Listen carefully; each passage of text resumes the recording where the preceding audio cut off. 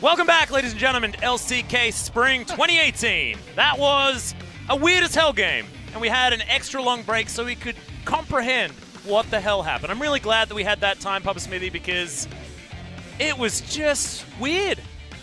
I don't know. Hey, that's the right word. Weird, depending on how you pronounce it. I apologize, everyone. I'm Australian. So am I. But two Aussies tried their best to make sense of that particular game, and it was a bit of a head-scratcher. 48 minutes of not much. I should say 45 minutes. It was 45 minutes 3 minutes of a nothing. whole lot. Which is when we got excited. Who do you give the MVP to? Apparently, it's Peanut. Apparently Peanut. Well, I mean, he got, 50% of the team's kill participation. That's good.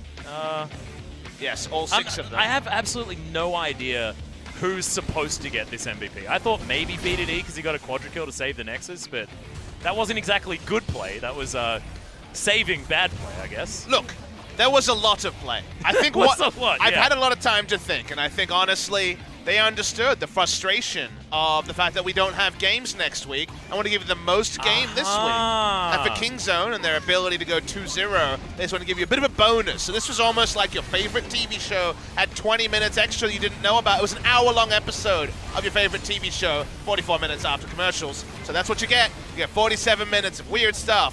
And it all ended with the right team winning. But the way we got there, oh boy, there was some Deus Ex Machina going on here, where just, why not give the Teddy 6 items? Why not? Yeah, just hand it to him. Is it a scoreline of 0-0-0 at 45 minutes with those 6 items? But still, quadra kill there comes in for BDD. That was the moment where it all turned around, and unfortunately, with an ace at that time in the game, even though there were no kills prior to it, when your first visit to the death chamber is, over 60 seconds, that feels so bad. But I feel like both coaches, from what I was seeing, have decided that was all a bit of rubbish, and we're going to do new stuff in Game 2. Yeah. Player change on the Jin Air side. We're going to bring back Justice against his old lineup. Remember, he was Longju's mid lane sub last year. Now, playing against his old lineup, here's Justice. Aurelion Sol, 1-0 on the season. We have to have at least one Aurelion Sol player, so that will be Justice. So bringing him into the lineup, but I believe they'll be on the sub on the other side as well. Yeah, it feels like we were in an extended break, so we are going to have a look over on the Kingzone side of things as well. And if there has been any subs so far this season, it was in the jungle position. Yep.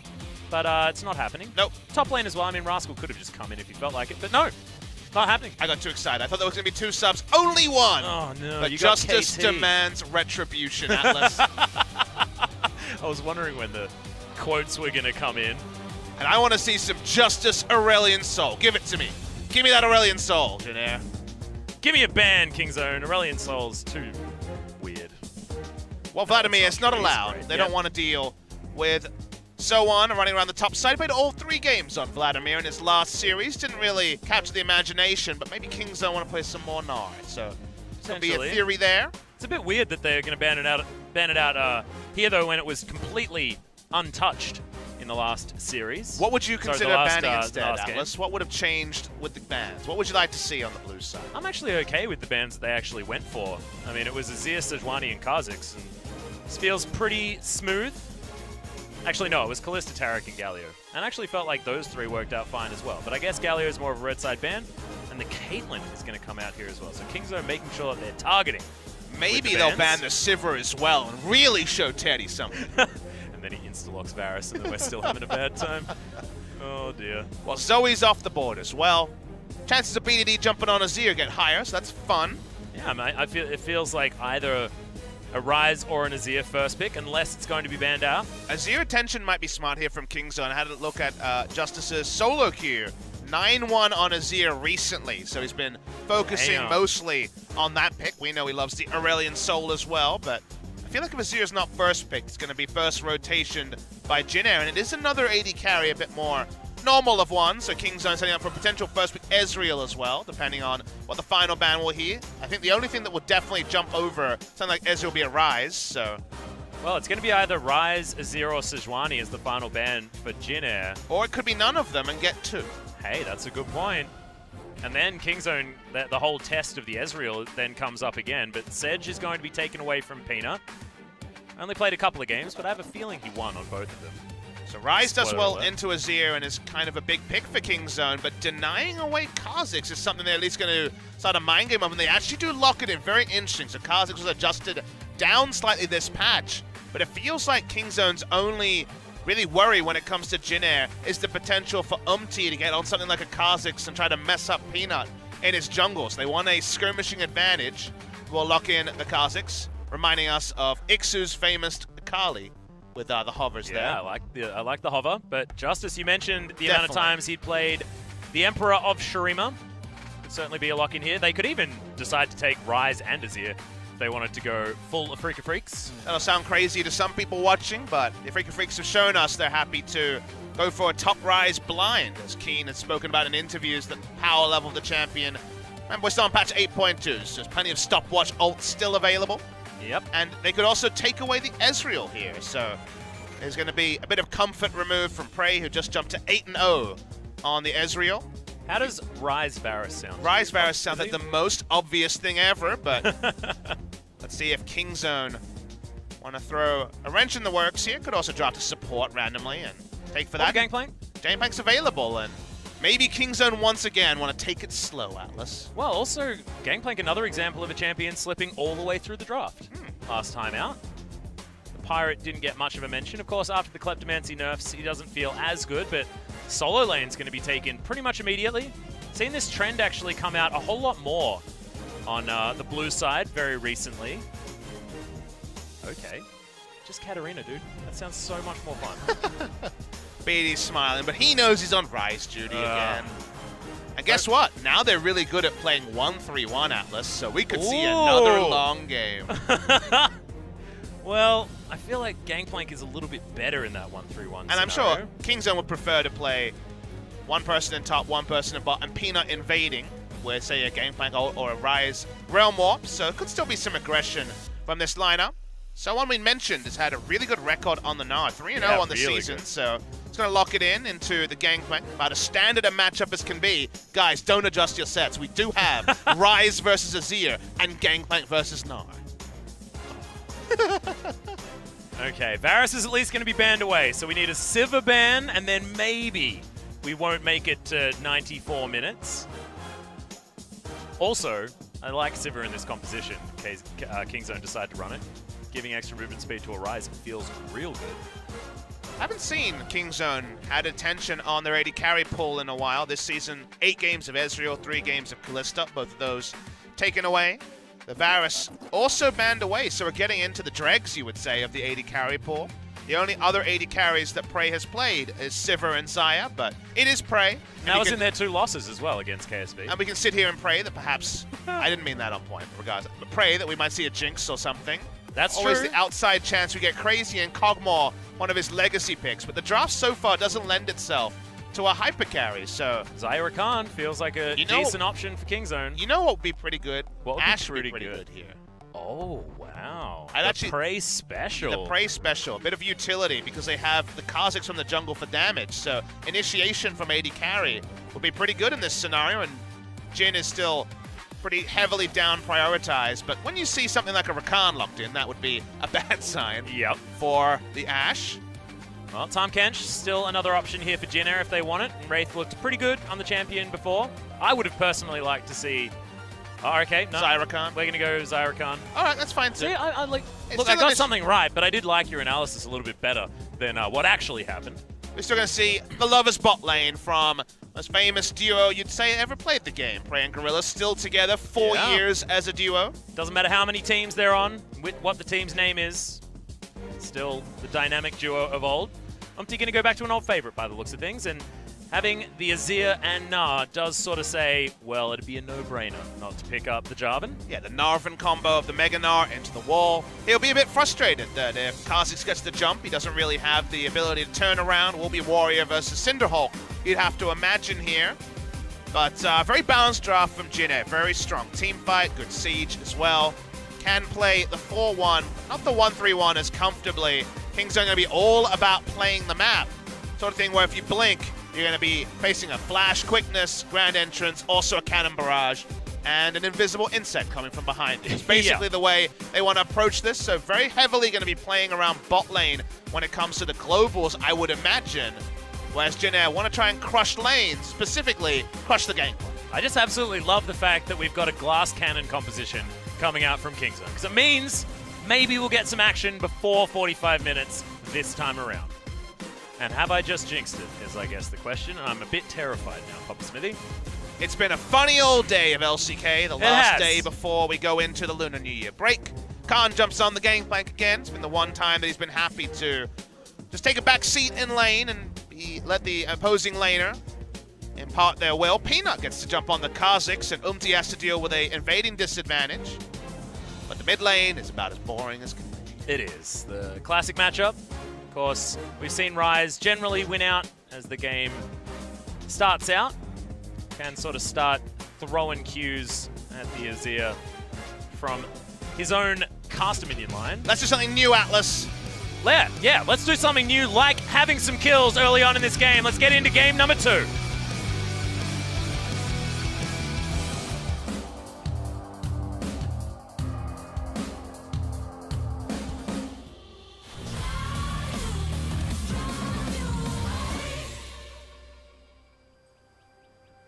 소환사의 협곡에 오신 것을 환영합니다.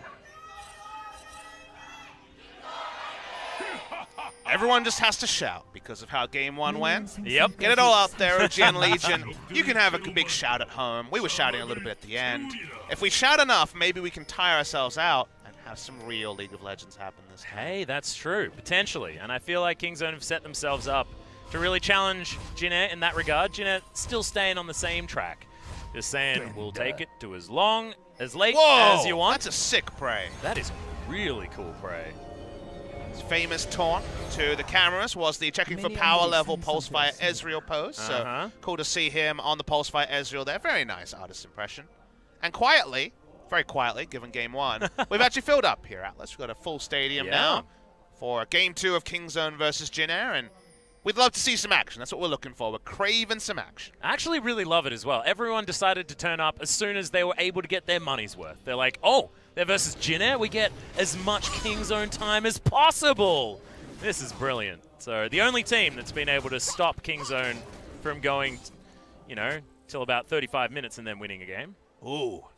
Jin Air looking to get cheesy, but they're not going to fully commit here. Of course, if they walked in, it was level 1 W skilled by Prey, then Deadly Plumage would have won that trade pretty heavily. Yeah, it would have been a bit of a problem. We haven't seen the skill yet from Prey and Gorilla. I believe it was Q, though, so it wouldn't have been the Deadly Plumage. Yep. That's some nice poke from Teddy. Yeah, real good so far. And he's still got his attack speed stacked up as well. They have to back away and show respect here.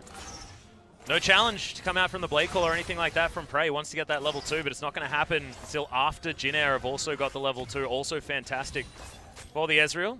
So we're going to have to just play the beginning of this laning phase a little bit slow. And even the extended parts, Atlas, because you'll notice it's also the minion dematerializer on Wraith, so he's going to have a lot of control over when they pop level 3. When it comes to bot lane control, suddenly, pretty one-sidedly on the side of Ezreal and Tahm Kench. Don't normally expect that, but when you don't skill W and when there's a bit of poke at level 1, things can get a bit hairy early for Zion Rakan. They kind of overtake the lane around level 5, level 6 a bit more, and He's having a bad time. Yeah, early trade's not going to be great for Rise. But chugged through half of his refillable potion, now has the last bit as well. Also has minion dematerializer just to try and challenge the wave clear. It's very common on Rise because of the interaction with the E and how it spreads. If you use the dematerializer on a minion that's been E'd, it does actually spread to the rest of the waves, so it gives you extra wave clear. It's one of the few champions that will basically take it 100% of games. Well, he's used a few of them now. Has been able to shove things forward. Justice going a bit hyphy. Loses all of his mana. That was I would really like to recall now, so I'm going to attack the minion wave. Yep. And everyone recalls in mid lane. Let's go get our items. What will it be for the Rise, Atlas? Oh, I don't know. Can he afford a tier? He can! I'm not sure. He definitely Yeah, he does. Look at that. Look at me, Papa Smithy. I'm learning to be an analyst. We've had a bit of a shortage with the old color casters. So I'm doing my practice, guys. If I ever get sick, Get in there, Atlas. Oh, I got you. Don't you worry. Kilios play-by-play, Atlas color, bring back 2014. We got this. Oh, the dream. The absolute dream. People don't know, but back in the Oceanic scene, you did debut as an analyst. I did. It was a mistake. I like how you rode the energy into this facepalm. That's great. That's what I have to do, Pub Smithy.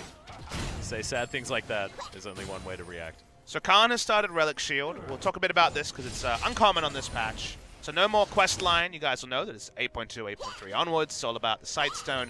You actually, very commonly, when you do see Relic Shield top, the gameplay doesn't even upgrade it. So it's not about the wards and the quest at all. It's literally around the Bandit passive, which allows you to get 10 gold every parlay. Basically reasonably getting about 20, 30 gold every minute. And that means that you just have gold generation. It's another gold generation option for the gameplay. Yep, feels way better.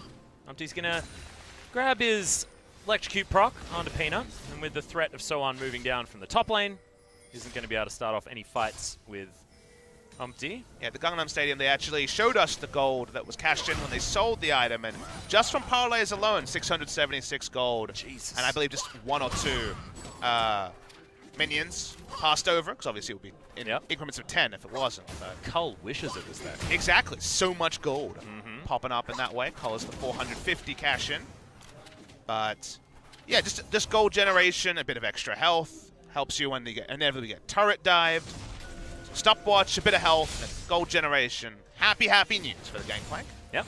Speaking of stopwatches, there are 5 on the side of Kingzone. But not 5 on the side of Jin Air. Yeah, nice work, Jin Air. They needed a few more sorcery trees, I think. Only 1 sorcery tree on the side of Kingzone. Actually, no, there's 3. Theoretically, aren't there? Got a couple of Aries. I was looking on the side of Kingzone. Oh, Kingzone, just sorry. 1. Just BDD. So that means that they're not trying to scale into this one, is that it? No. I mean, honestly, they don't necessarily need the Gathering Storm to scale. They have really, really strong teamfight damage, but you made the point early that Gorilla is the closest approximation to a tank and would have to have his grand entrance up to face check just to get out. So when it comes to now wards around Baron, not fantastic. When it comes to 1-3-1, and oh boy, have we got a lineup going on here. Oh yeah. Especially if Gangplank is able to stick some items. He gets an item lead over Gnar that we see from time to time. This matchup has gotten more and more Gangplank favored over time after the start of the season being expected to be a counter matchup for the Gangplank. It is and it isn't. One of those things where you don't counter enough, you don't punish enough, you don't have solo kill pressure like a Riven would into a Gangplank. That means that GP does what he does best. He farms up, gets some sick items, and then Nara's a bit sad that he can't match the gold generation that the Gangplank gets going on. Yeah, and he has his Sheen now as well, as he teleports back into the lane. So the parlays are going to start hurting Soan just a little bit. He ain't going to be too worried, though, because the Ninja Tabi have come in for him. He, like us, can't feel after game 1. No, he cannot. We lost all emotional range. I think everyone is also just like... Maybe that's why the sub happened. Like, Grace had almost fallen asleep. He's actually in a coma backstage. Poor Grace. It's okay. He'll be all right. He gets a week's break. Yeah. Sleep it up. Yeah, they can get their energy back. Okay. Straight up miss of the ultimate there is Unti. Already taking a lot of damage just from Peanut alone. Cannon Barrage flies forward. Yeah, they're looking for Justice. This will be the earliest first blood today by a gigantic margin, and Justice is going to go down. BDD picks up the kill. Holy crap, 38 minutes early. Looking for retribution against his old team, not able to do it. Justice goes down. Kingzone showing the win rates here. Peanut's been on a great track of form. So is the rest of the team, but the Kazakhs 5-0 already on the season. An old favorite of Kingzone junglers, Kuz, of course, on the Longzhu lineup. Loved him some Kazakhs, and if you can get it in there and invade, and this time get off the gank, good way to set up the tempo. And when Kingzone actually get ahead, it usually doesn't go like game 1. They usually close a lot more cleanly. Well, teleport's going to come in. Umpty's not going to really know where to go, but has actually picked the best path. No, Peanut turns himself around, and they'll find the Jarvan. He'll have to get like some sort of flash to make it out of here, because the leap is going to follow up. Realm Warp comes down. Remember, the flash is still available, and Umpty thankfully holds onto it, but he isn't going to be able to steal away a blue buff. I mean, flash was up on both, so he would have been able to... could have happened, exactly, he would have been able to create enough distance, and he knew Azir was close enough, so your prophecy over flash is denied. Ends up just going to be there to push in the wave and get a Sand Soldier to the face. Just Azir things. I just wanted more buttons to be pressed. I mean, but this is smart from Peanut, right? Is that he knows that enemy jungler is low and that Azir is going to be demanding blue. It's a good read there. That's a very heads-up play. Roaming in with his mid laner when there's no chance that would have recalled because of the need for blue buff. Invading with Gorilla and Prey as well, wanting to deny away the blue, means that might have to go for a big walk here. Will he take Raptors into still invading? Will those control wards from Kingzone? Probably not. And I believe that's going to be a blue buff advantage, and now also an Infernal, further punishing the one aggressive mistake we've seen from this game. Yeah, literally one mistake, and Kingzone takes absolutely everything that they possibly can. Blue buff stolen, Infernal Drake's going to go down. Justice at least helps clear some things out, but that blue buff is still there. And vision is all around for Kingzone as well, defensively on the top side. It's good to see these on-the-fly calls from Kingzone and from Peanut in particular. Now they're re-invading their blue side. Yeah. Khan will actually get the flash out of Didn't want to get slowed down by the barrels, and the teleport from Gorilla was threatening enough. And if you just think back to what has happened this game, after the first blood, you know, one aggressive move of trying to take away blue has led to blue buff being stolen away, and an Infernal going down, and now he's had to flash and wasted the last 2 minutes of his time, so... It's the most punishment from one mistake that we've seen so far. It's just good to see. It's the sort of thing that can happen in games. It often goes unpunished. It takes the best teams to, on the fly, analyze the situation and double down on a smart move or a mistake by the enemy jungler. So a lot of aggression there, and I hear the Gangplank ultimate. This goes off during the laning phase now, guys. This is what happens. Every time the jungler is near, ult the minion wave. It just reminds me of like the ambient sound from Saving Private Ryan. Just the whole time, like, oh god, I'm getting flashbacks. Well, need a bit of cooldown reduction to get there, but I take your point. Yeah. Dunkirk or something like that as well. Yeah, maybe. Something with a little bit more sporadic bombs going on. Praying Gorilla just weathering the storm down here. A few CS behind as Teddy's had a bit of extra control, but not being able to finish the Manamune means that Machine had to come in after. It was a bit awkward as far as the item timings for Teddy. Speaking of awkward, you don't often see the BF Sword and Crit Cloak in the inventory, but inching his way towards the Essence Reaver. Probably not going to be an Infinity Edge Ruff. Almost certainly going to be Essence Reaver, but should be.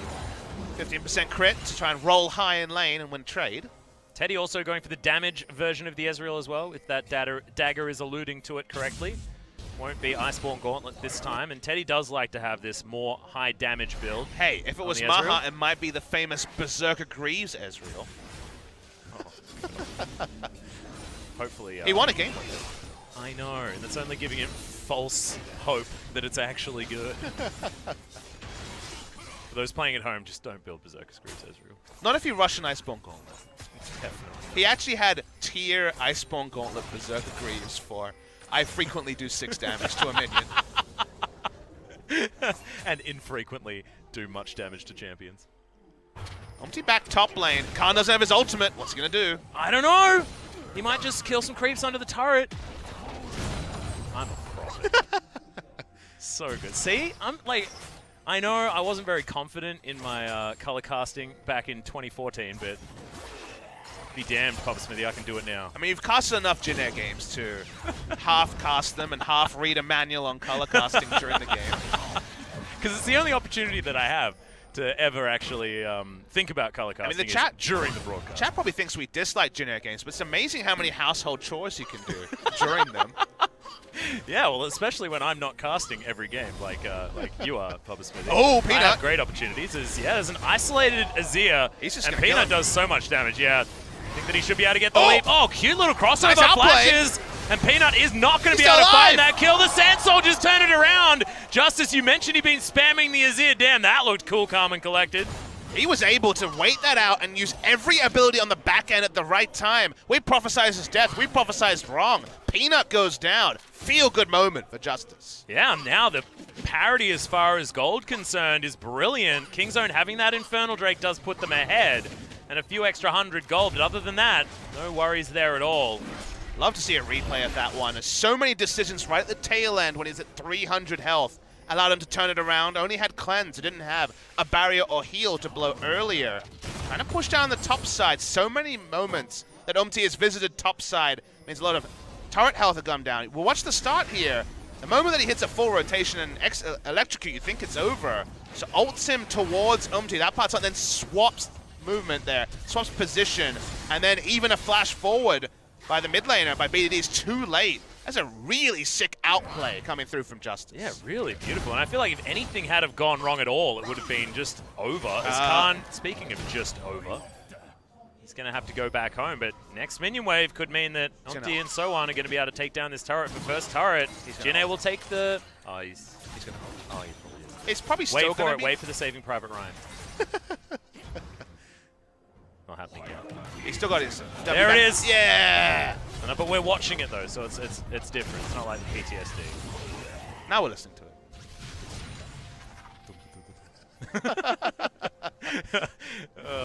it. Jinne games make us silly, Papa Smith. They really do. We get a little bit silly.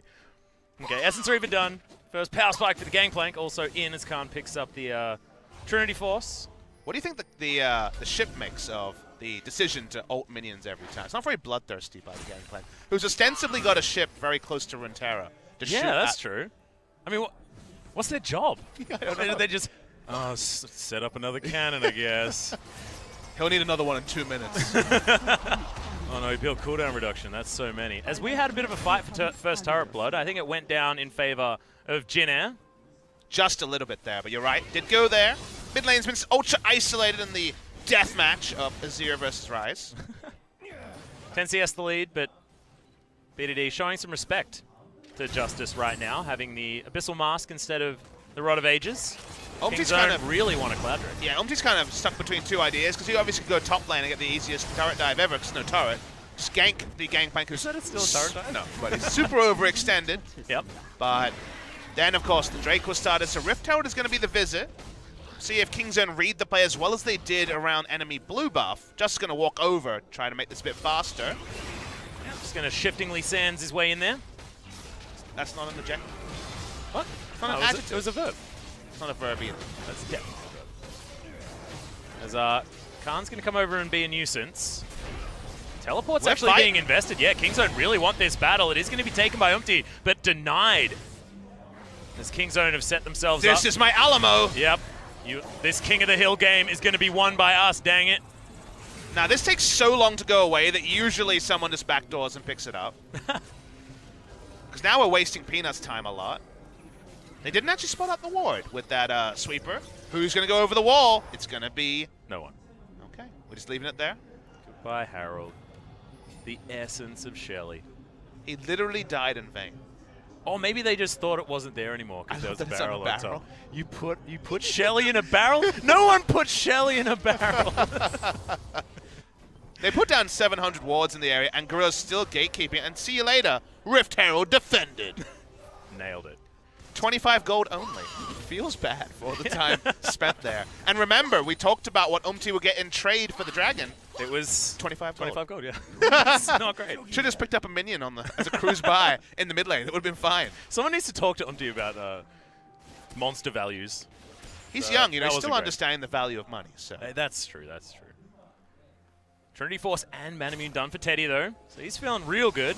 He's a budget fountain laser right now. No boots, doesn't need them on Ezreal. Yeah, but against Xayah, this feels brilliant. You know, you're going to spike on 2 items and Praise waiting for that Infinity Edge to be done after the Zeal item. Always just 3-item power spikes feel awful, Papa Smithy. I don't know. It feels like you're navigating your way towards relevance instead of winning a game early on, but Praise should be able to get it done.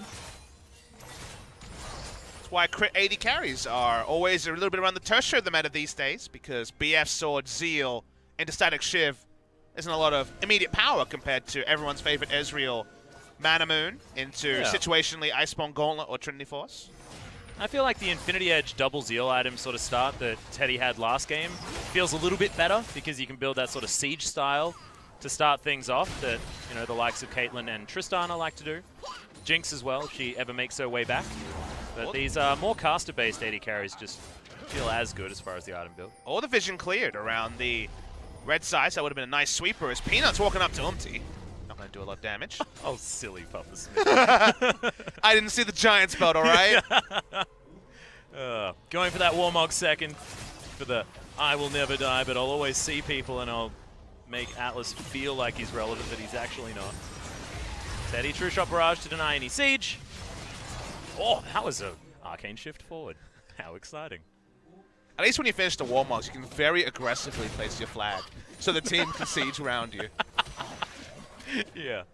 Sacrifice that positioning. Jarvan's a team player. He is. I'm Jarvan, I'm helping. This is MO. There was nothing facetious about that particular line ever, I don't think. Well, we're at 1-3-1 time. At least for Jin Air, there's a lane they actually have control over, which is around the Gnar. Gnar happy to push in, going a decent CS lead. We're waiting for the first Realm Warp use from BDD. We had the endlessly amusing Realm Warp out of the Cataclysm in the previous game. Yep, BDD thinking that he's actually sieging, but it's just a sun turret.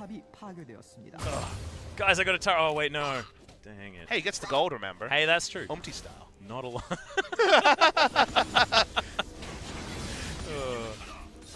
I want Umpty style to be a good thing, Pop Smithy. I think he's a good player. Rejected name for Gangnam Style. Yeah. Just didn't quite have the coverage. No. As far as wasn't as referential as Peanuts around again. Yeah, he's invisible. And so on. Wants to try and defend himself, but the Narbar ain't there. Gonna have to flash and hop. The flash hop should be able to do it, as the turret is still alive on the top side of the map. That was almost exciting. We're getting there. We're getting there. Just gonna take his own blue buff. Everything should be A-okay. But you can see both teams keeping their vision at least on their side. It's very defensive as far as the start of this game is concerned. Lots of bottom side vision available for Jin Air, protecting that outer turret. And you got that classic ward line, control wards for Kingzone. But it follows the creed that Kingzone kind of opted into with an early gangplank with Zyra Khan spiking at 3 items. They're not worried about this because Justice has one of the biggest one-item power spikes in the game at National's Tooth on Azir. Ezreal has the mid-game special going for the Trinity Force. This is probably the biggest two-item spike for the gold. You would argue maybe Corki on Trinity Force and a Rapid Fire Cannon. Yeah, true. It's up there, right? So I feel like at 1-2 items, they're very heavily outclassed. So they're just going to play side lanes. Ult side lanes, move around with the Realm Warp. They're not looking to fight until there's actually things together. And Prey hitting 2 items at the start of that, but unless Gorilla really sees an opportunity, why not wait at that? Well, Peanut wants to try and get actually something done. Doesn't manage to. It's just that they're so slippery. Realm Walk is actually going to come in here as the Cannon Barrage comes down as well. Big flashes come out from BDD. He wants a kill, but it's Khan that's going to pick it up. Immediately, moving down to the Infernal Drake. It might mean that they can get down here, but double teleports are available. They utilize the Realm Warp and not that TP. They're in position with Azir and Teddy at very high levels of power. They're looking for a pick. They're not trying 5v5. Yep, the Grand Entrance comes in. Quickness comes down as well as the Battle Dance gets Gorilla out of there. Still very squishy. Umpty just has to use the Flag and Drag flash to get himself out. And a flash comes in from Justice as well. So much respect given to Kingzone with 5 members strong. So on does have the teleport, but not going to get here in time. What a delicate way to play it, though. They never tried to engage 5v5. They flanked from multiple sides to corral Jin Air away and then turn on an Infernal. They had no right in taking. They had no control over the area. So they somehow simulated multiple skirmishes, even against Jin Air, at a stronger item timing, and that gets them a second Infernal that they really had no right. Yeah, and immediately turning onto Wraith as well, knowing that you can kill the Tahm Kench before he saves anybody else that you're going to choose to focus down. I like the target selection, and like you said, the positioning was great. BDD making sure that he gets in on the flank as well. So he's very strong right now. Seraph's Embrace already transformed. I wonder if the next assignment by the coach after the game 1 that we semi-facetiously said might have been about just being the slowest, most controlled game ever. It's definitely a possibility. Maybe this one is, can you win without using your stopwatches? And then stopwatch when the Nexus explodes? Oh, for they've got 5. The Pentagold. This is the team that at Worlds was able to have a Dancing Rift Herald, so we know they have a lot of potential to show us cool things. Well, I mean, we can hold out hope. Hopefully no one uses those stopwatches. And I feel like that's a lot of people's opinion at the moment, because stopwatch has stagnated the game somewhat, unless you're an LPL fan, at which point it just means that you can dive turrets every day. We see 1 out of every 20 games go that way in Korea, but sadly only 1. Yeah. Khan going for the flank play on the GP. If you're looking at his items, he has gone Yomu, so gone a bit more old school build, no Essence Reaver into, say, 4 items of power. He's gone for the Yomus for a bit more map movement, and given that he's, you know, been taking a lot of aggression from Gnar, it's probably safe to at least be maneuverable. I also like 30% CDR coming in as Justice. A lot of damage getting taken from Peanut's quickness. Flies forward, great entrance. Ain't no getting out of that unless you've got Wraith to consume up your Golden Birdman, and they're going to escape. Cannon Barrage doing absolutely nothing, actually. Prey taking a lot of damage back from that Sand Soldier that got very angry. BDE though, split pushing. Yeah, this is all in service of BDE being able to move the minion wave up at the same time. This is the reason why that sort of aggression makes sense, is when you also have your minion wave in position to guarantee at least a turret. Would it have been 2 kills on a turret? Would it have been 1 kill on a turret? Will it be 2 turrets as Prey and Gorilla kind of sneeze in the direction of the outer mid lane turret, and it goes down. Yeah, and that's just from a skirmish that was almost won by Kingzone. They take 2 turrets. You can see Khan already down towards the bottom side again. The teleport advantage is in favor of Jin Air this particular point in time, so Kingzone actually getting away with more than they probably should this stage. Also, I really like the Youmers as far as split pushing is concerned as well. I mean, getting a bit of extra movement speed on top of bursting your barrels and being able to run real quick. I think there's kind of 2 schools of thought. A lot of players would go Sterex Gage in this position because of the potential for an all-in and Jarvan showing up when your flash is down and potential killing. But if you're confident in the forward to play the map perfectly on the top side, then you know that the enemy will never be able to gank your bot side, because then you'll just die. Peanut. Whoa, takes so much damage back from Teddy as the Arcane shifts out. Mystic Shot casually chucked in. Yeah, when you see such aggressive playmaking on the top side, Umti knows if he ever goes bot side to gank the Gangplank, he'll lose Baron. They'll lose a big objective. So that's kind of the thing they have to struggle with here, and that's why you can go more offensive on your build when you have a team that's so good at playmaking, and a spot like Gorilla, who's always looking to get 1 step ahead of the play and be there on the Rakan. Really desperately wants to try and get some vision around this Baron. Thankfully, they have the cheeky one just outside the pit that Peanut doesn't see. It was spotted, but not cleared. As of yet, anyway. It was about to die itself, but Khan goes back and buys a full Phantom Dancer. You know, Infinity Edge is following as well for the Teamfight Dream build. Yeah. Cannon Barrage flying forward as Khan. Lots of movement speeds. Pocket Watch going to be used by Wraith. Oh, he's just going to explode. Good God, that damage was insane. Gorilla, no! Why did you use your stopwatch? We needed that for the end of the game. That was insane amount of damage. He had so much health, but he got crit before he could actually press the Grey Health and die. And it looked like he could have even been spamming that button, but apparently Khan was faster. This Peanut still squishy against Justice's damage. That was some bogus damage. That was stupid damage. Didn't even have an Infinity Edge to justify it, so that was interesting. Maybe the pirates on the ship actually heard what we were talking about before and were saying, no, but look at how good our cannon barrages are. Are there more pirates on the ship? There probably is, right? Oh, it's got to be. I mean, if he's a pirate captain, there's got to be more pirates. Makes sense. Yeah. Well, he's running real fast. He'll back away. Kingzone will continue to push. Prey will, no doubt, have Infinity Edge gold next time he backs, and then they're ready to go for the team fights. They've been avoiding largely for first 30 minutes. Reinforced with double Infernal. And it's getting out of order here. The side of Kingzone. It's becoming quite frightening. And I think Khan has the option of either getting the Infinity Edge if he's feeling confident, or could even just turn his stopwatch into the Guardian Angel if he wants to. There's that Infinity Edge. Oh god, okay, the 3-item spike. We spiking! Bob Smithy, Prey, picking up exactly what he wants. Your voice cracking over there, mate. Yeah, it got a little bit silly there for a second. I just tried to talk through it, but apparently it didn't work. It did not. No. I noticed, at least. I'm keeping you accountable, Atlas. Thanks, Papa. Oh, okay, Zeke's Convergence coming down as well for Gorilla. So that rush has become more and more popular on the Rakan. It makes a lot of sense on Xayah Rakan, I think, because it's in the place of Ardent Sensor, and also the extra magic damage does apply in an align AoE with the Q. So being able for the feathers to apply the 50% bonus magic damage, and him hitting 3 items. We saw what Kramer could do with this rush when Kramer and Tucson were rocking the Xayah Rakan Zeke's Convergence rush, and people just appreciating this item a lot more recently. Usually when Gorilla presses the go button, which is the R, it's usually when the fight starts. He is the fight maker, so he can guarantee to get the most duration out of that passive, so future excitement expected. Yeah, well, Kingzone just feels so extraordinarily strong. They take the 4th dragon of the game very, very quickly. 28 minutes here into this game. We're going to have a lot of dragons, yeah. Don't see that too often. So no Elder at 35 minutes. Going to be 34-20-ish, the last cloud will come through. Yep. Prey making a mess in the mid lane, throwing feathers everywhere. It's like a chicken coop when you've got Xayah in the game. Can make things scary here, though. You'll notice only 2 sweepers on the side of Kingzone because they're largely playing 1-3-1, and that means a lot of advanced vision and pick wards up to give early spotting to the side of Jin Air, who now had to evolve a bit. The 1-item, 2-item power spikes they had, they're still getting more items, but suddenly you're seeing very powerful pickups. The 3 items now complete on the Xayah. Rai's getting chased down. They're actually using the flash. A lot of respect given to Sohan there.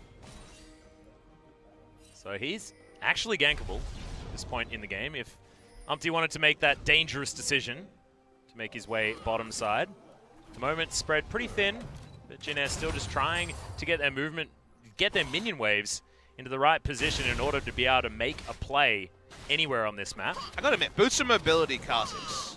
Increasingly, I am respecting how much threat range he has with the step out of a bush, invisible, then go invisible again. You can cover a lot of ground. Yeah. It's like wards. Who cares? Not Kha'Zix, who Absolutely not. not ultra massive, but farmed, if not fed. Yep. About 15 camps ahead of his opposing number jungler and Umpty. Probably some lane CS as well, inflating that number. And I feel like at the beginning of this game, Papa, we got excited about the fact that there was a first blood that went at 7 minutes. Extremely exciting.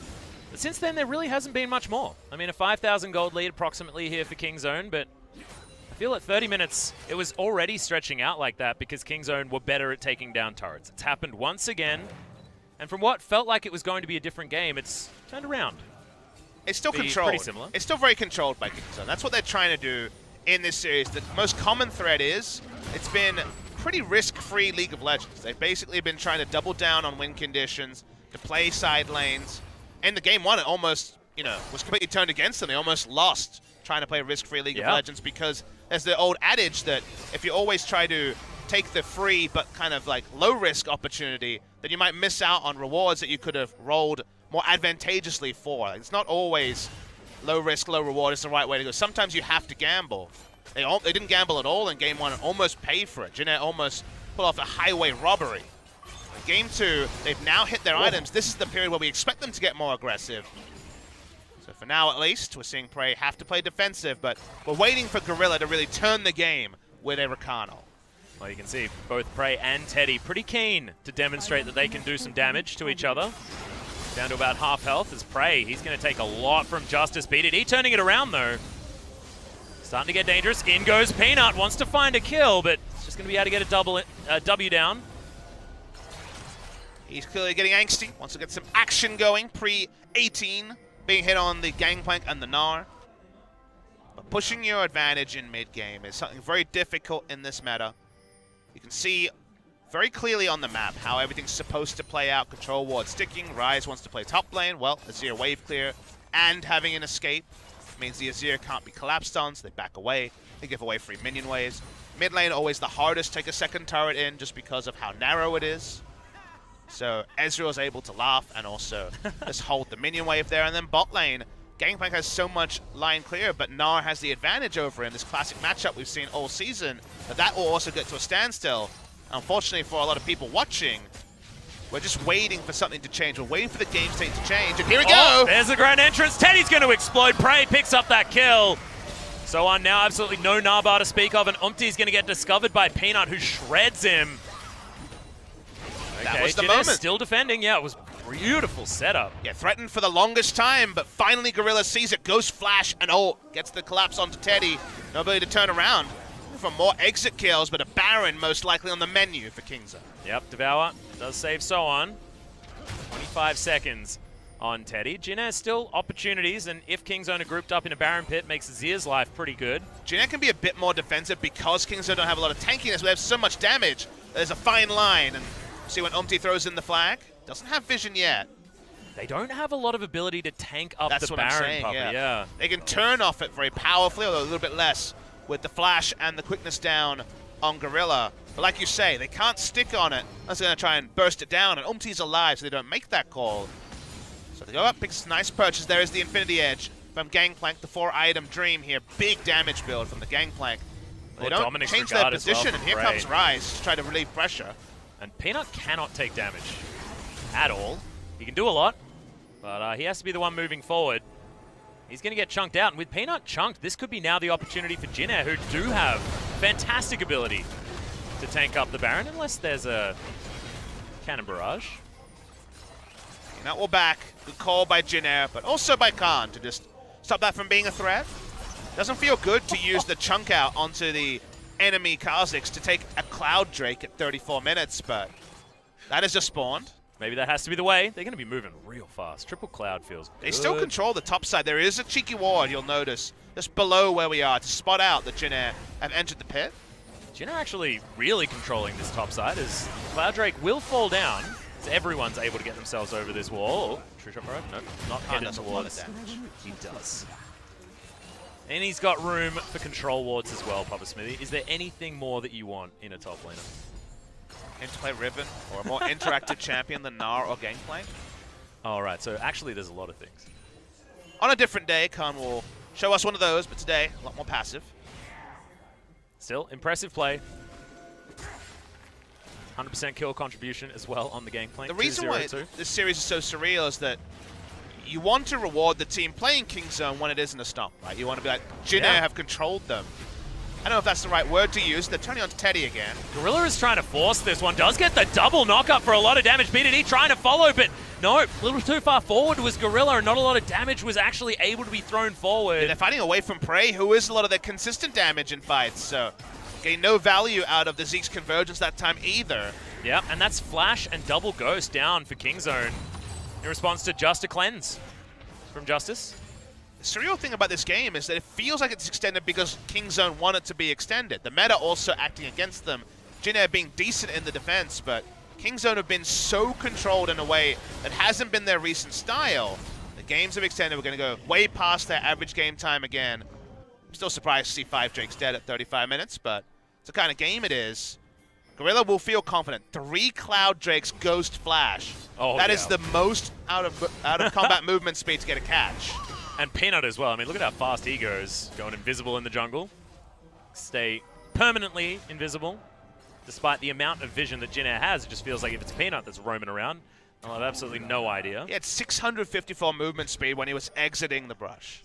Yeah. 654. And this is in a game that has hard caps on movement speed. Yeah.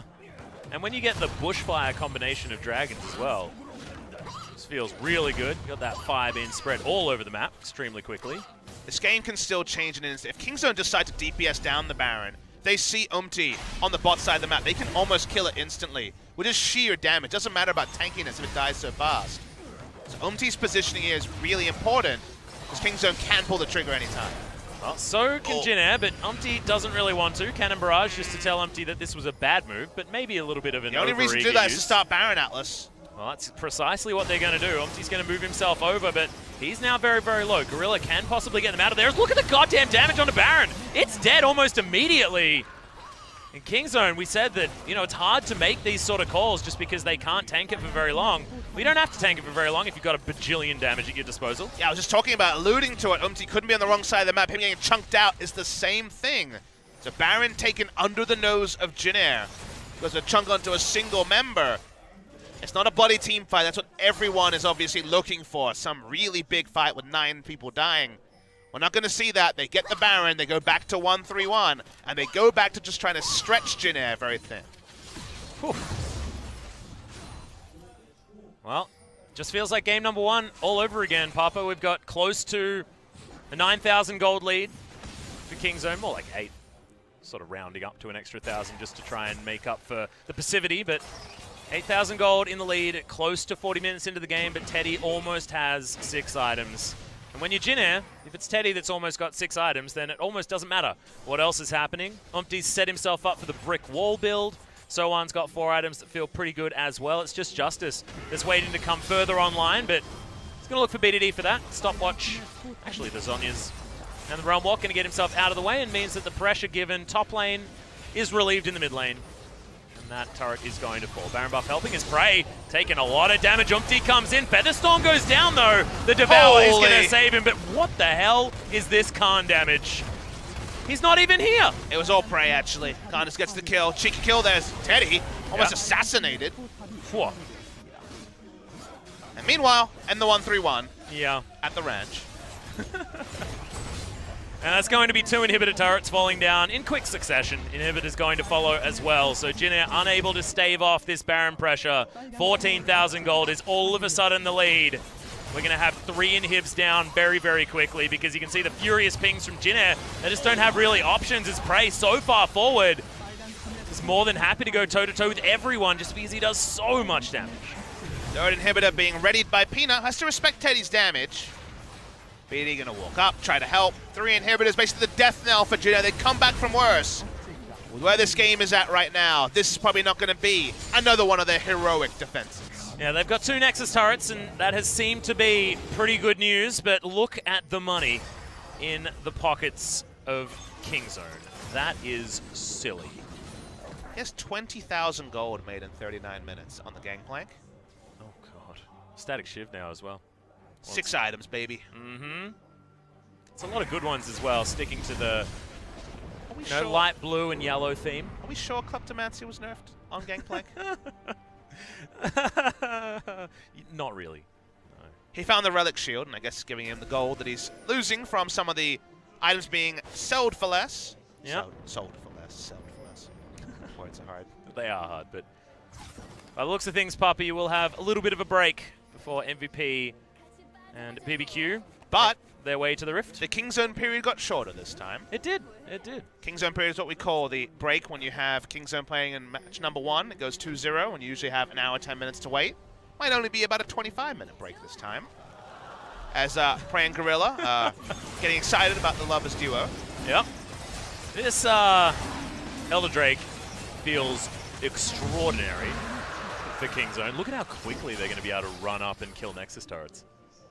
They're going to do some sick damage. Even Gorilla, with 5 stack of his W, just the deadly plumage damage, with 5 stack true damage, actually insanely high. So even Gorilla will casually be killing people on the full tank Rakan. I want him to activate deadly plumage and then auto someone.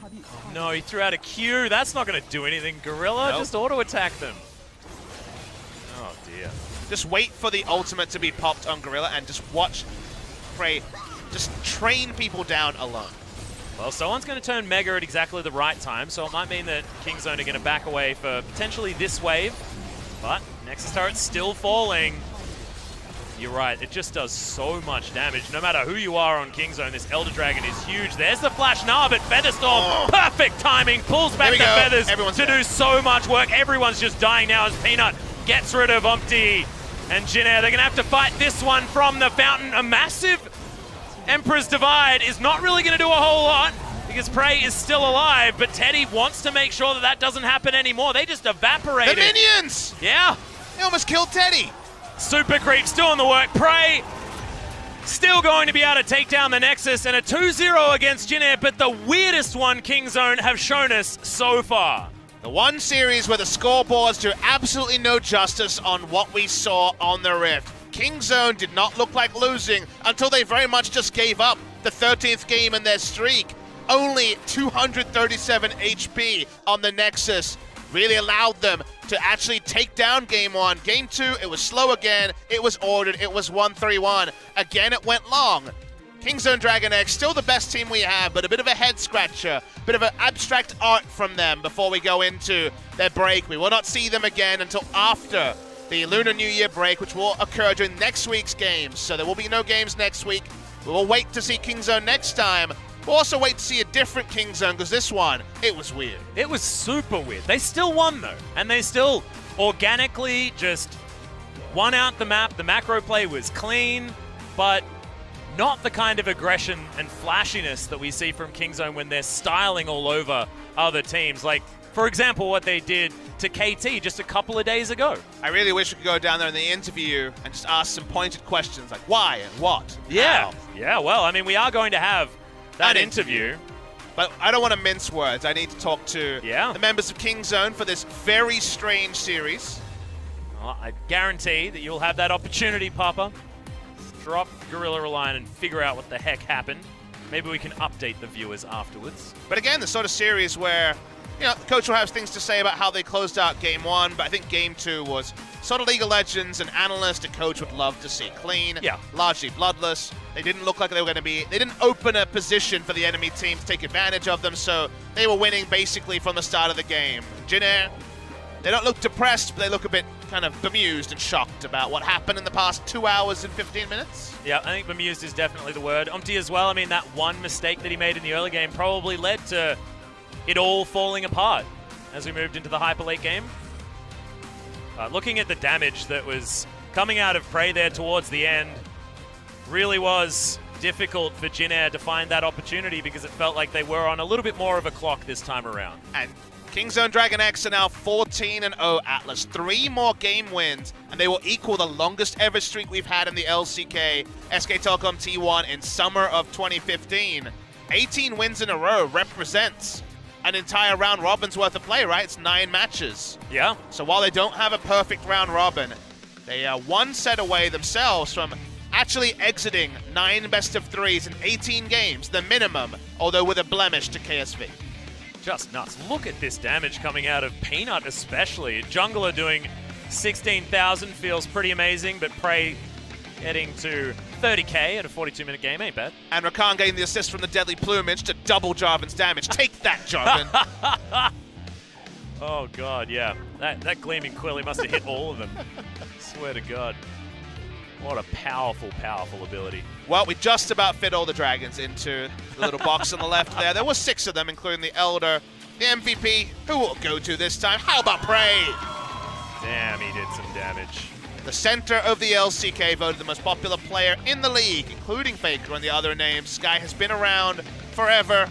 So lovable, the first MVP of the season. Maybe we'll pick his brain about what was going on in this series. The Xayah, though, it was training down people by the end. Oh, yeah. Most certainly was. I actually forgot who got the first MVP, so it'll be a surprise to me as to who's coming in to Peanut. join Prey. Peanut and Prey to give us 66% of the Rocks Teddy Tigers on channeled the his team. ult, and he shouldn't have done that. No, that was a bad move.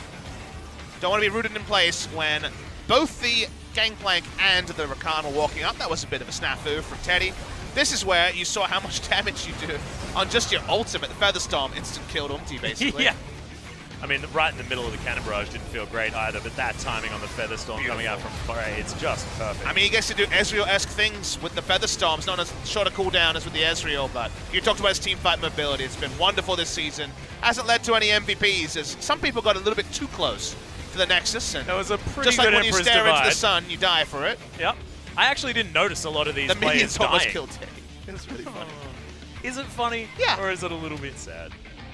I don't know. Jin Air put up a decent fight. They at least went long today, but still the 2-0 for Kingzone. So we are going to go to the MVP interview, so let's throw it over to Joel to give us some translation. Thank you very much, guys. This is Joel with your interview translation of today. Here with Kingzone DragonX, pulling up a 2-0 once again. Not in the same fashion as they used to do, but we're going to be hearing from the winners and the MVPs from this series, Peanut and Prey, for the interview.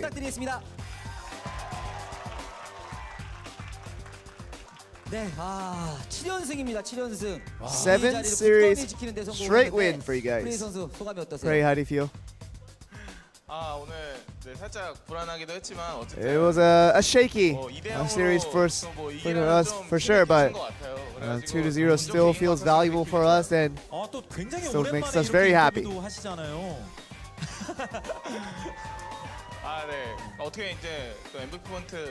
And I know that it's my first MVP point, and that measly 100 point that I got sure means a lot today. You know, it wasn't an easy game for you guys, and you got the win. How do you feel? First game was basically a loss for us, and after winning out such a drastic victory on that one, it really turned the tables on our emotions of how we handled the game and gave us a lot of boost going into game 2.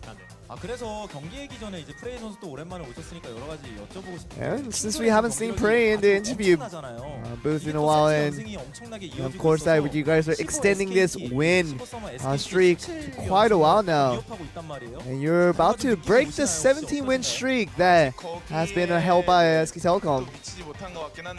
I know somehow we're very close to there, but I know that we're nowhere close to a perfect team, and it's something that we kind of humbles us to be doing this well.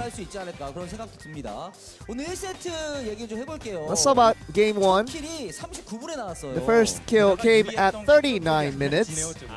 It actually did come from Jinners then. And what was the struggle and what was the thought process on going that late into the game without kills?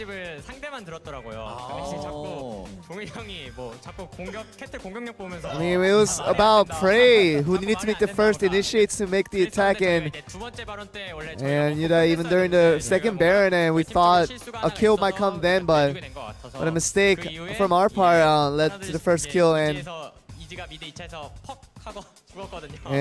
later on we just kind of saw Israel just pop and just die off, and kind of a surprise for us. And I think the game itself kind of shows itself that it does extend over to long games like this quite easily, and for us it's actually the first time ever that we had such a long game, and it was a difficult one to really solve out for us. And I'm sure you guys thought that you guys should have gotten the win at the first kill. Yeah, after the first Baron, we thought that we might need to handle this game a little bit differently now, and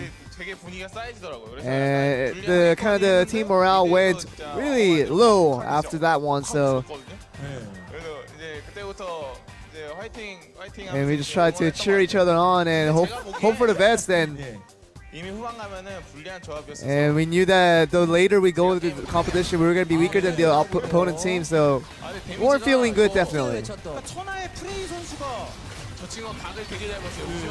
And he did a very good job on that one, getting the angles right with his skill shot. So I was very impressed by how the opponents killed me on that one.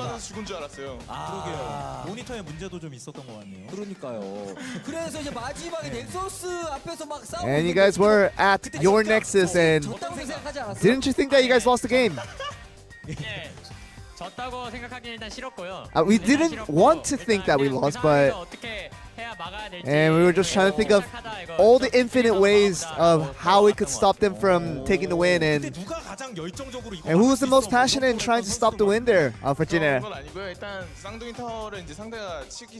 As soon as they were hitting the Nexus turrets, and we were telling each other that it might end, and we tried to get the Caitlyn first for one at a time, and somehow it got extended to give us a win there. Who was the biggest benefactor in the one making this happen? I think Israel's shuckling was great. Prey was the first one to tell me to stay Israel, but it's mostly due to the opponents making the mistakes rather than us doing everything perfect to get this happen, because I think the opponent's mistake really added on to allowing this to happen. If there was someone else you could pick out for MVP for that game, who would you pick? And there was the only way that we could get that done was with the Rise, and you can spread the damage through that. And I looked at the screen after the game and saw me on the screen, and I would have thought that BDD could have been a viable winner on that one. Let's talk about the early game, picking out the controls of the objectives. We actually thought that Peanut would have been an MVP, and we thought it could have been anybody really. Cloud Templar picked Peanut, but it really doesn't mean much where the entire team contributed to it. But let's go over to game 2, and definitely wasn't an easy game either. And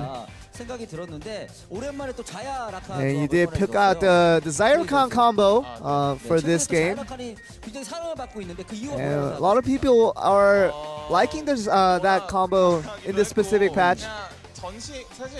8.1 패치에서도 아프리카가 썼었거든요. I think 8.1 patch showed Africa's use of the Zyrokan, and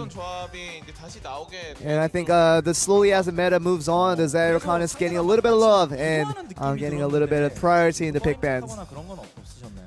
아 이제 라칸에 막 올려놓고 이제 막 그런 거 뭐 유도하는 느낌이라고. I mean, it wasn't about putting the Rakan up and trying to pick out a ban from the opponents, but it was about us having a composition in. And after a little bit while, we thought that Rakan was open during the ban pick phase, and we wanted to pick it up as soon as we remembered and saw it. And Ezreal, 8 uses of that champion for you guys, and you guys are getting the wins every time. And you seem like you're identifying yourself with that champion. Or do you have a confidence with that champion specifically? What? What are you asking? Well, I mean, it's a good champion. And it was in a good situation, when the wins went right. I think the stats aren't the biggest factor in telling us what that means for the champion.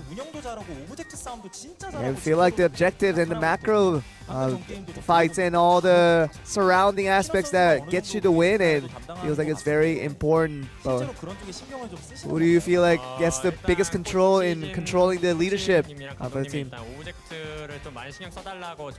It's always about our coaching staff always telling us to prioritize the objectives, and that getting the objectives early should allow us to make the game a little bit easier on us through the mid to late game. And it's very important for all of our teammates to look at the game the same way and have a very similar, parallel perspective on how to win the game. And I think that our team does a good job with that one. And I heard that today is your last match and you guys are awaiting your long break. How do you feel about that one? Yeah, we have a long break before we get our next game coming up for LCK. And you know that getting this long break is a bit special, but I feel like it's still gonna be practice regimes going back and forth while enjoying a little bit of time off as well, but it shouldn't be too special.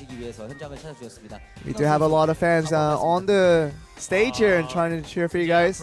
Let's say to them. But New Year's coming up for Lunar, and although we're gonna be having a good rest, we're gonna come back and try to show a stronger team for King Zone. And I hope you guys have a great holiday, and we'll see you back after the holidays. Pray anything to the fans? No, I was specifically looking to get 100 points in MVP, and I'm gonna try to do well to be a good player and to get all the love from you guys. And that was your interview with Prey and Peanut. Specifically, Prey for the very first time getting the 100 MVP points for this guy. We're gonna head it back to you guys. Thank you very much, Joel. I heard that hint of a giggle in your voice because Prey was very excited to finally get an MVP. I mean, Joel was a bit hoarse today, maybe screaming too much in his Summoner Confirmed Fighting Arena broadcast yesterday. Needs to really watch that one. We need you at full strength, Joel. Yeah, come on, Joel. I think we sort of saw King Zone at full strength, but also not. They almost lost, but they did end up winning. It does end up being 14 in a row. They will be eyeing the 17 and thus 18 new record. But for now, they are confirmed to go into the break as the #1 team in Korea.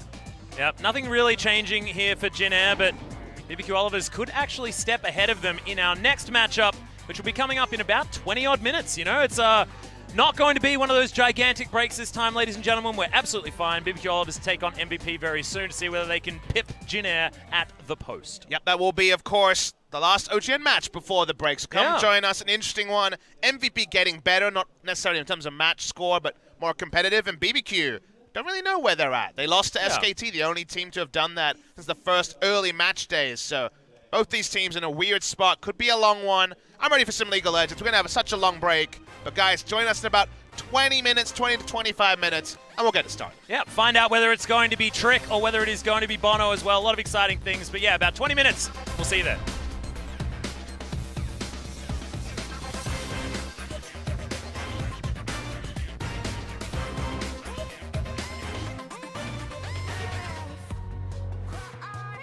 No fear, tears are as dry.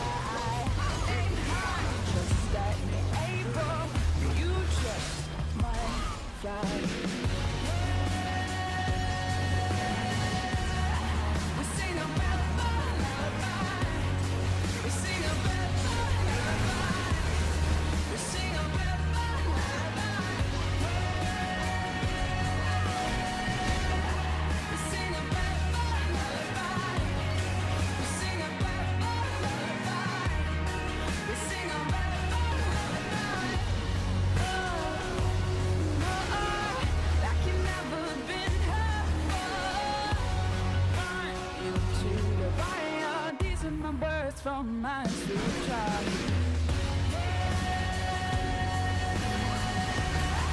We sing a lullaby. We sing a lullaby. We sing a lullaby.